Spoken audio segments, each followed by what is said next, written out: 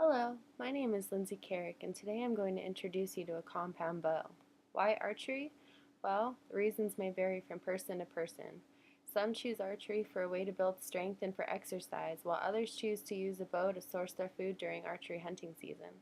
I picked up a bow for the first time when I was 10 years old. My dad taught me how to shoot at targets in our backyard for years.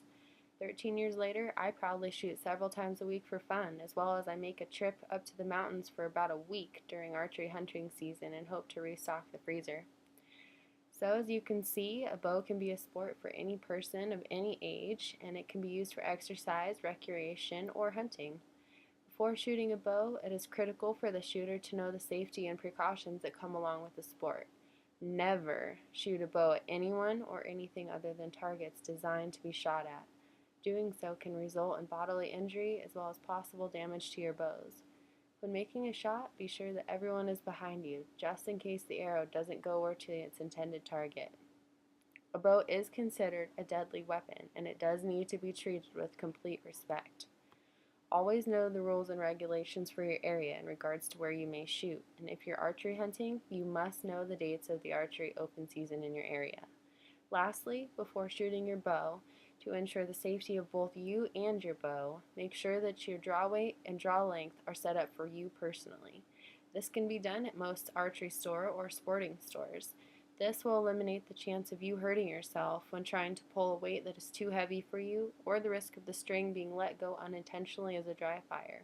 If this happens, it can cause serious damage to the bow and you as well. Now that we know basic safety guidelines, let's take a look at some basic components of the compound bow. This is my bow here. This is the string, which is tightened around the cams, which is located here and here. And this is at the both ends of the limb. This is a limb here, and this is a limb here. On the string, you'll find a round bead-like piece, which is this. This is called the peep sight. This is what the shooter is going to look at through to the pins, which are here on the sights. Under the peep sight, you will find a loophole on the string. This is called the nocking loop. Right here is where the nock of your arrow attaches to the strings, like so. You'll use your odd colored fletching on your arrow to stick on the nock, and it'll click in, and that will go on your arrow like that. The other is going to lay on a rest, which is located here. This holds your arrow on while you are aiming. The last component that we're going to go over is the sights, which is here. You will see that it does have several pins. Each one is a different yardage, and depending on the yardage of the target that you are going to shoot at, depends on the pin that you will look at. The last component that we're going to go over is the release, which is this. This goes around your dominant hand, and it will help the shooter release the string on the trigger. This goes on your nocking loop, like so, and clamps on, and you'll use this to pull back your string.